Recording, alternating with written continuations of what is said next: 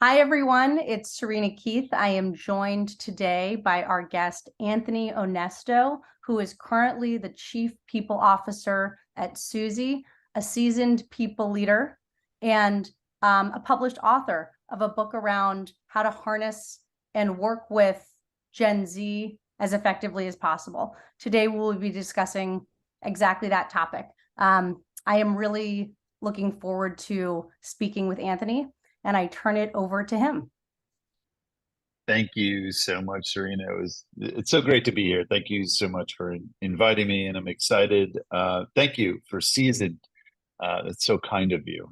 Seasoned is equivalent to 20 plus years in HR.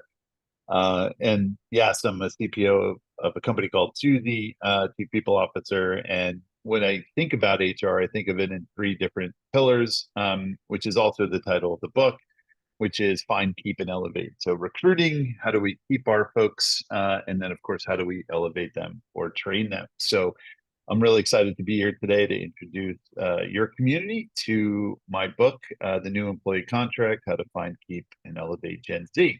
So let's start off. Let's kick it off. Go right into it, if that makes sense. So I'm going to share my screen. We're going to do what everyone else in Zoom world does is say, I'm going to share my screen and then share my screen and then just check to make sure everyone can see my screen. So wonderful. Great. So before I start, I want to talk about, so the name of the book is The New Employee Contract, How to Find, Keep, and Elevate Gen Z. What I do in the book is I try to look at both a macro view of the employee contract, the relationship between the employee and companies that I think has eroded over the past 30 to 40 years or 3 to 4 decades. I'm not going to talk too much about that high level view. You're going to have to buy the book to get there. But I will talk about this generation. What has impacted them? What are their norms or their customs? And then how do companies need to think differently about how to set up their organizations to ensure that they can find, keep, and elevate this generation? So I'm really excited. And again, happy to talk to anyone outside of this session and reach out to me on LinkedIn if possible. One thing I also want to say is often when new ideas come into an existing construct, those new ideas are often attacked like a virus, like they're new, and so we're going to attack it. So we've already seen some of that play out in the business world, where there is name calling, or this generation is X, or this generation is doing Y, whatever it is. My goal here is to provide you some insights to this generation. What are they all about? What has impacted them? And what are they looking for? Because the best solution is to understand first.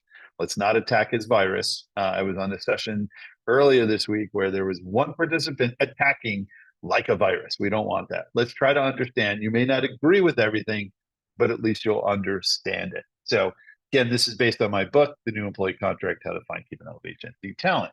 So who are these folks? Well, when we think of Gen Z, first of all, by the way, when you're thinking of this from a employment perspective, this is going to be 40% of your workforce very soon. They're already here. They're already some of the oldest of this generation are already in the workforce, but the majority of your workforce, or the close to majority, or at least half, are going to be Gen Z. So really important thing to think about, because as I understand, most company value is driven by people these days, not by assets. So really important to think about that. Context, they were born between 1997 and 2012. They are not millennials. I want to be very clear. Each generation has similarities. Of course they do. But there are differences here. So if you think that you're just going to apply the same methodologies or the same thought process that you did for millennials, and by the way, we kind of missed that one in the business world when millennials came in. We were kind of surprised, which is the purpose of the book, but these folks are not millennials. They were born with an iPhone in their hand. Now, of course, I'm metaphorically speaking. I'm not literally saying that, well, maybe they did. I don't know. But the iPhone was kicked off, and this generation was born mobile, right? So they have unprecedented access to information, and it's a mobile way of getting that information. So if you think about how quickly they can research and do things, it's going to impact how you think about this generation.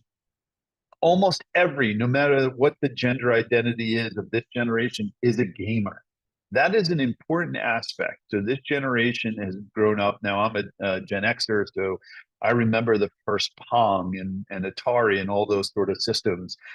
We're not talking about that. We're talking about these advanced games. And there are companies like Fortnite. If you're not familiar, Fortnite is a first person game that's very popular with Gen Z, $6 billion in revenue for Fortnite. So Gen Z are gamers. And again, it is a cross gender identity, super important factor. Again, what we're trying to understand here is what is this generation, who are they are, and what are their norms.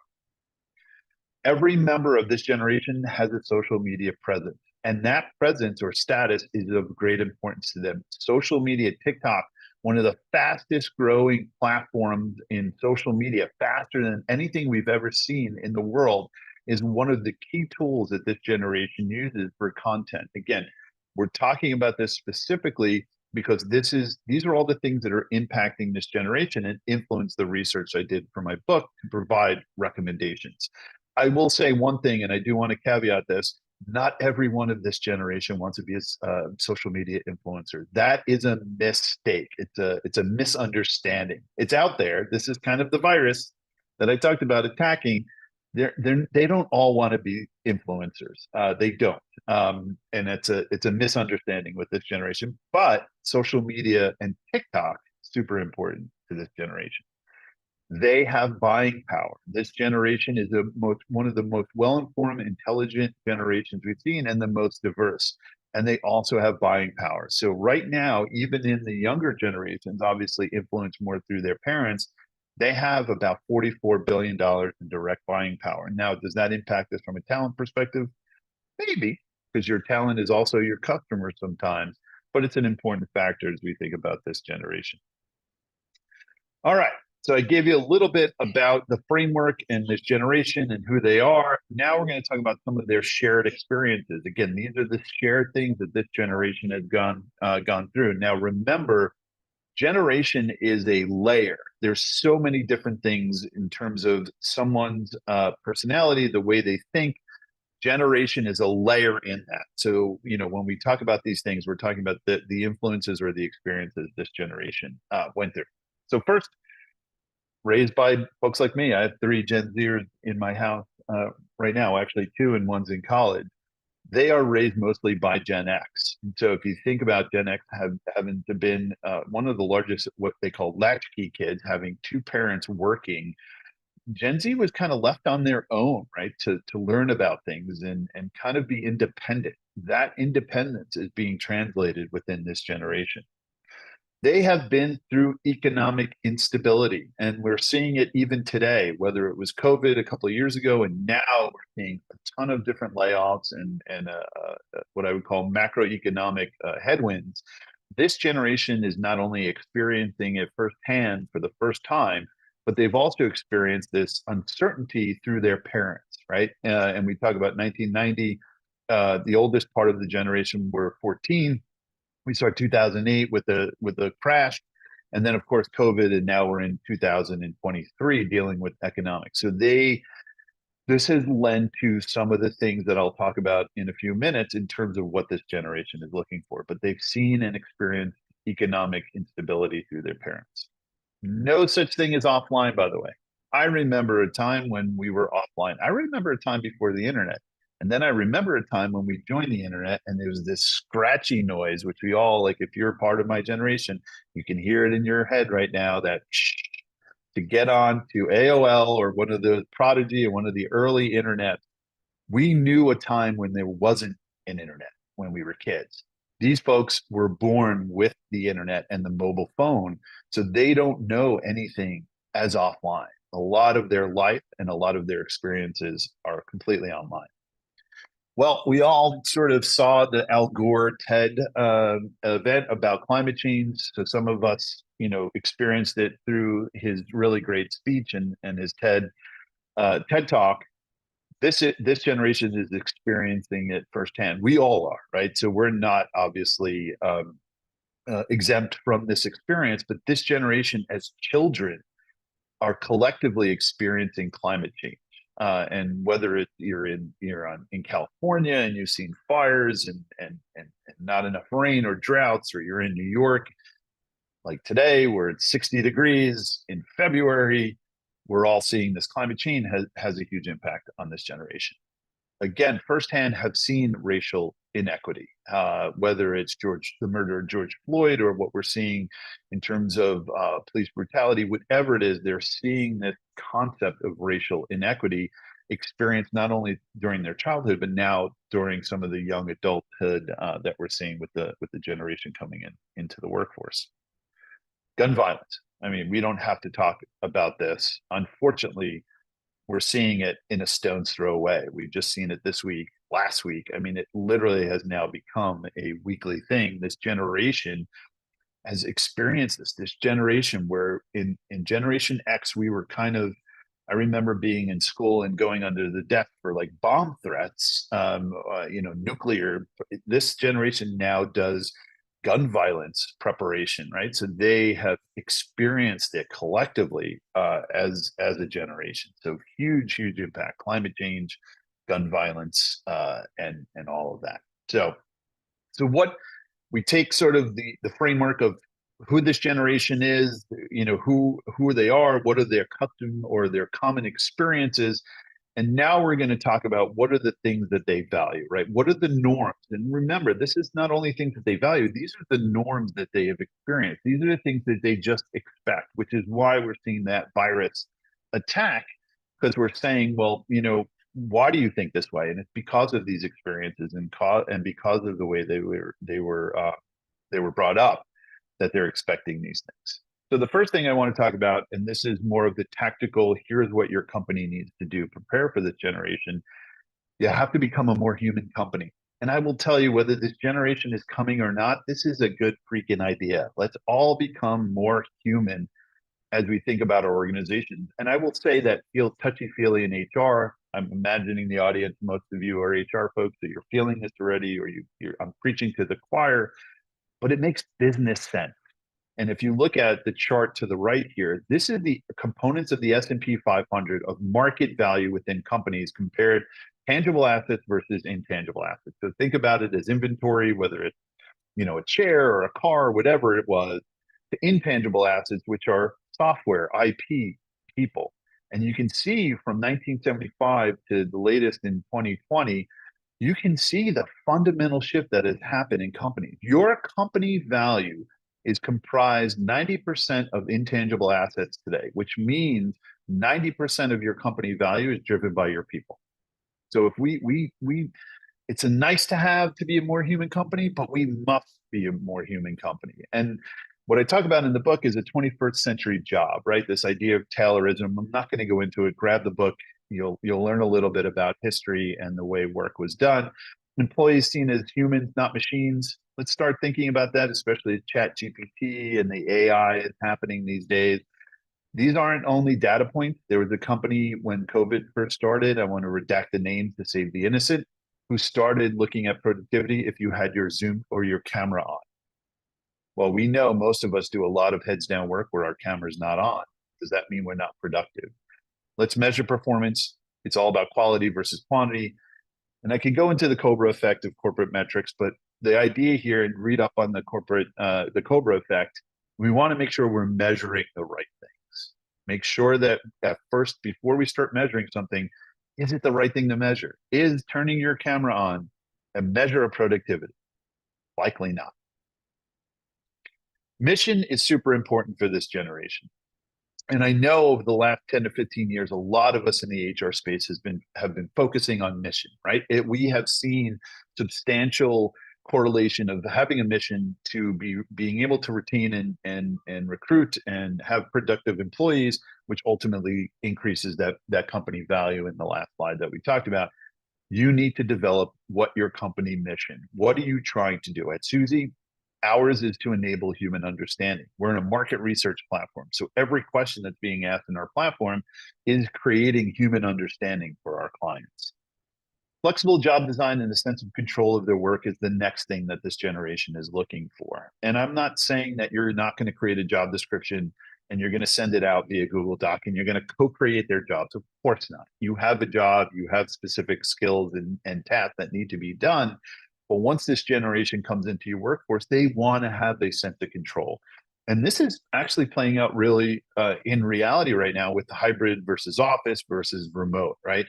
If I could do my job well in 5 hours sitting at this, wherever this location is, which is absolutely stunning location, and I can get my job done quicker, why do I need to be in an office?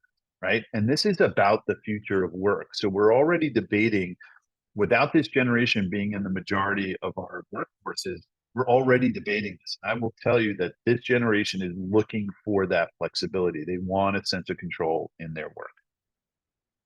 Remember TikTok we talked about before? The reason why TikTok is so popular with this generation is that every piece of content is created by other people in the community. It's not like someone at Netflix at a high level decided that they wanted to push out content. This is content that's created by the community.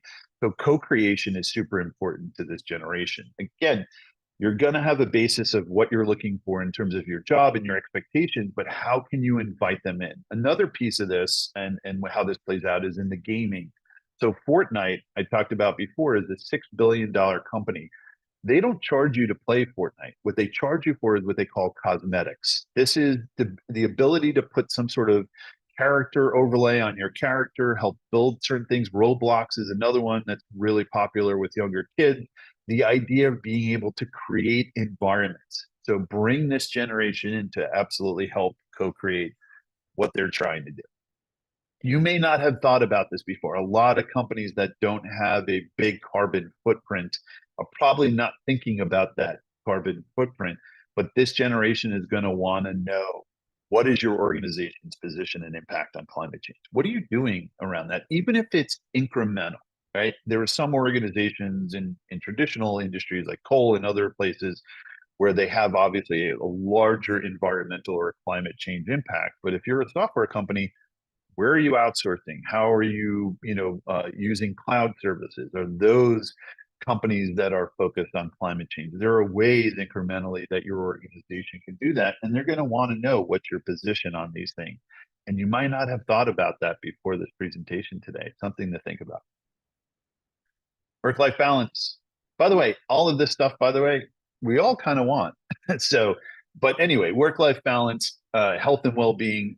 Traditionally in HR, we've focused on well-being, right? We've all done, we focused on health focus in terms of benefits. It's always been a health focus. We've done, lose weight contests, all that sort of thing to try to promote more of a healthy lifestyle. With this generation, and I think we've seen it, especially with COVID, it's not only health, it's well-being, it's mental health, right? Super important, this idea of work-life balance. And I want to be clear, like, this generation is not looking to go surfing every day or not work. This, and we'll talk about it in a slide in a few seconds here, but they want the balance of it. And it's uncompromising, where I think former generations like myself would kind of compromise. All right, maybe I'll work till midnight because I'm getting paid really well. For this generation, they'll compromise those things to make sure that these are all balanced. Last piece, and I think this is where it is an incredible opportunity. If you click on all the things that I talked about, now you're going to have to prioritize those things. You're not going to be able to do these things. And the framework I like to use is urgent but not important.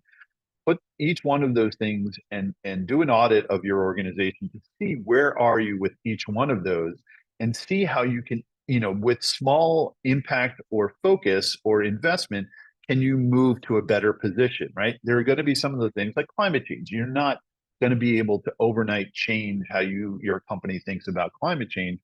So I would do a scorecard on yourself. But the one thing I will say is, and this is different than millennials, than we saw with millennials who would job jump for better career opportunities because of the uncertainty, whether it's economic or climate or racial inequity. This generation at its core is looking for safety and security. And I think that's an incredible opportunity. If you think about that company value being most of your people, this is an incredible opportunity to really engage this generation and have them stick around and make sure that they are safe and they're secure. So super, super important. So other takeaways I'll share with the community through a Google Doc or a PDF. But yeah, that's what this generation is looking for. And I want to before we jump into Q&A, the one thing I want to say is two things. One is don't attack like a virus. Some of these things you're like, oh yeah, well, how am I going to do that? Try to understand first, do the scorecard, understand where your company is, how can you move over. I will tell you that if you do want to compete in the future, and because your company value does consist 90% of intangible assets, you're going to have to do these things. You're going to need this generation. As boomers and Xers retire, demographics become super important for a competitive advantage. The second thing I want to talk about is really just look at these things and try to understand this generation and what they're looking for. But I will tell you that this generation is so educated. They have access to mobile information. Add ChatGPT. It's a lot easier than a bunch of Google links. And you'll find that they're uncompromising and they'll do the research. So if you say your company's diverse and they go onto LinkedIn and they find that every executive is a white male, you are not diverse and they're not even going to apply. So let's, these are small little things that we need to take into consideration. But those are the two. If we want to take away a bunch of things, those are the two things I'd love for you to take away. So let's jump into it. Perfect. Serena, hopefully that Anthony, worked. Anthony, thank you. Yeah, so much. I am sitting here just fascinated by what you have told us so far, and also really appreciative to be having a conversation with somebody who is painting an emerging pattern, which is that the workforce is going to turn over, and we're going to see a lot of these unique individuals in this unique generation occupy positions increasingly inside of our companies and then ascend through our companies into leadership positions. So I really thank you for casting this as an opportunity, and not so much as a challenge or a thing to be feared. And one of the things that struck me in what you were talking about was the kind of education that this generation has. Is they're so smart, they're so talented, they come across as like just a ball of potential to be unleashed and harnessed. And so I think you would agree with that. That's kind of what I was hearing in what you were saying, and that also that they've got a lot of job loyalty potentially. And so I guess my first question is, what are some practical tips around how to kind of get the most out of these folks? You mentioned co-creation, but how do you help them really be effective contributors in, if it's their first job, and you're responsible for putting them to work? Yeah, great question. And I think you did summarize it perfectly. So in terms of very tactically, I mean, it's going to depend on the scenario, right? And which pillar we're talking about, whether we're talking about recruiting or engaging them. But we're talking about them in the workforce. How do we really allow them to flourish? And again, they have unprecedented access to information. I'll even add that today with ChatGPT, arguably wherever you sit on that landscape, they even have quicker access. If you've ever done ChatGPT, I mean, it's literally 5 seconds you're getting information, right? So here is a group of folks that are not only smart, they're digitally savvy. So start to think about in ways that you can harness that energy, right? That ability, research that, again, because they were born iPhone, internet, they find information, they do the research. And they can do it really well. So for me, it's harnessing that capability and that skill set. Like, how can you, instead of you dictating, hey, this is the way we should do things, maybe put it out on them. They, in one job I used to have, they called me the great delegator, because somebody would come to me and said, hey, I have a great idea. I'd be like, great, go research it, come back to me and let's talk about it. And then I would then put it back on them to say, okay, let's put together a project plan, right? It was the idea that instead of me saying, yes, why don't you find information about that? So I think very tactically, when you're leading this generation, instead of having the answer, which we're normally like, our brains are wired. You ask me a question, I'm already answering it, right? Like, so we're wired that way. Where with this generation, maybe it's about, oh, all right, that's interesting top level strategy. Can you do some research and come back to me and let me know what that research finds? And then can you also think about ways we can implement these things, right? And so they not only get to, use their digital skills, their research skills, but now they're co-creating. Now they're in that Roblox environment, if you will, metaphorically speaking, building something alongside of you. So I think that is a critical factor, and it's a change of leadership. Again, as leaders in organizations, we always think we should have the answer.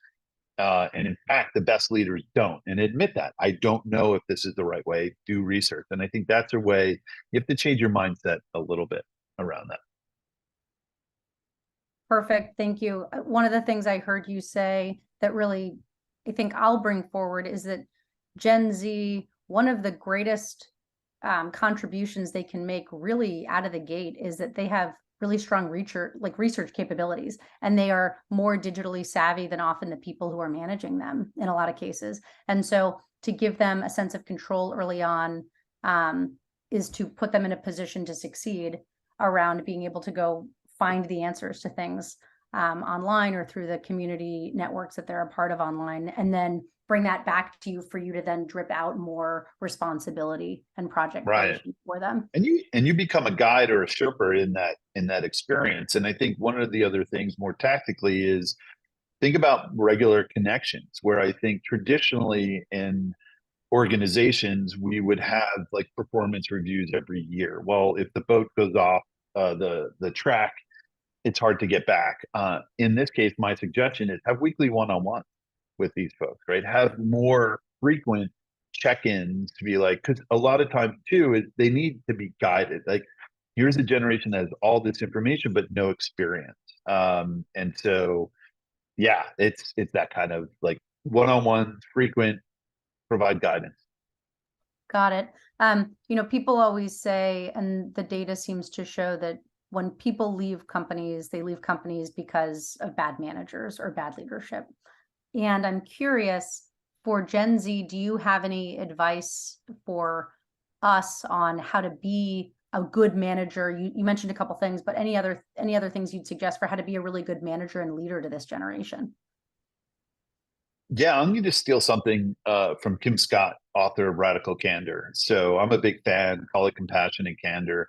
And I think this framework works for not only Gen Z, but all generations in your workforce, which is care personally and challenge directly. I think when I talk about a more human company, that's what I'm talking about. It's like we have traditionally been okay sort of giving people feedback that's been about the business. Like, you're not doing this or you're doing this really well, but did you know they have a dog, or do you know that they have kids, or their parents are older and they're taking care of them? And again, there's a fine line between these things. And Kim says you don't want to be creepily personal, but you do want to understand that there's actually a human being on the other side of that conversation. So care personally about the individuals, care about them as humans. I'm not saying you have to like everyone you lead, not what I'm saying, but they are humans. On the other side of that, what are the things that impact them from a human perspective? What are their hobbies? What do they like to do? And try to tap into some of that. But at the same time, don't avoid the hard feedback discussions. And I think we're so, again, where we're not necessarily too personal, we also avoid those conversations. And the biggest struggle that I've had with leaders that I've trained in every organization is critical feedback discussions. Did the person actually receive the feedback? Because oftentimes when you exit that individual, they're like, I never received any feedback, right? It's like, and sometimes that's true, sometimes it's not. But I think definitely indexing, caring about individuals, and then challenging them to grow are two ways to think about this generation and all generations in the workforce. That's perfect. As somebody who runs a company that supports soft skill development, leadership skill development, and really supports people in being able to have challenging conversations, this is something that I'm obviously a very big advocate on, and I agree with you that it's important. I guess, how would you, for people who are concerned and shy away from giving tough feedback, what would be your pitch to explain that Gen Z can handle it? I mean, are they, or what can you tell us? Are they a resilient generation? Are They they, are. yeah, okay. Yeah, they definitely are. I mean, I think communication method. I think if you're just constantly challenging them and you really don't know about them, I think it's hard to do that. So that's why I suggest doing it on both axes, caring and challenging. So communication methods, doing it one-on-one. Obviously, if you can be in person, great. If not, digitally obviously is okay too.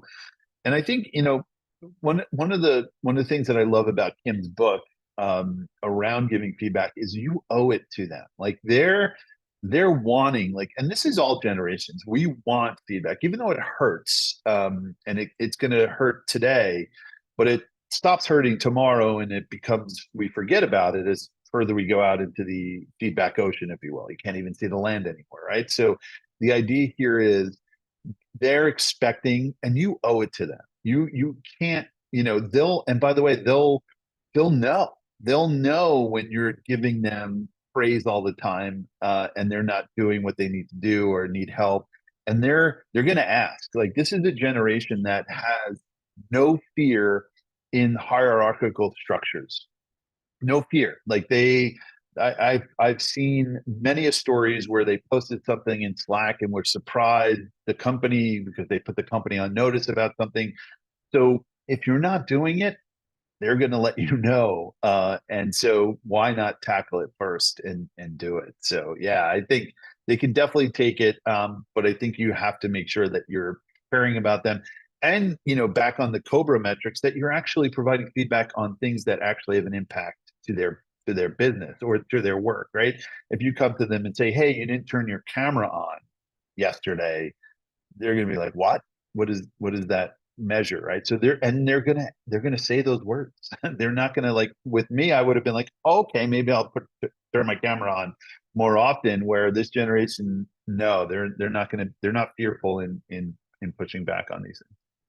I like I like sort of what you're implying here about Gen Z, and you also mentioned it in your presentation, and I'm sure it's also in your book, but they seem like a practical generation. Um, like they sort of are advocating for the things we all want, but when we grew up in a different um sort of generation through the workplace, maybe didn't think it was on us to be able to ask for or demand. But Yeah. these folks are, they don't want, they'll call us out on our BS if we're tracking the wrong metrics. It's Um, in, it's important to them, but it's also the shared experiences, right? These are, for, the grace I give former generations is because of the custom experiences, the things we went through.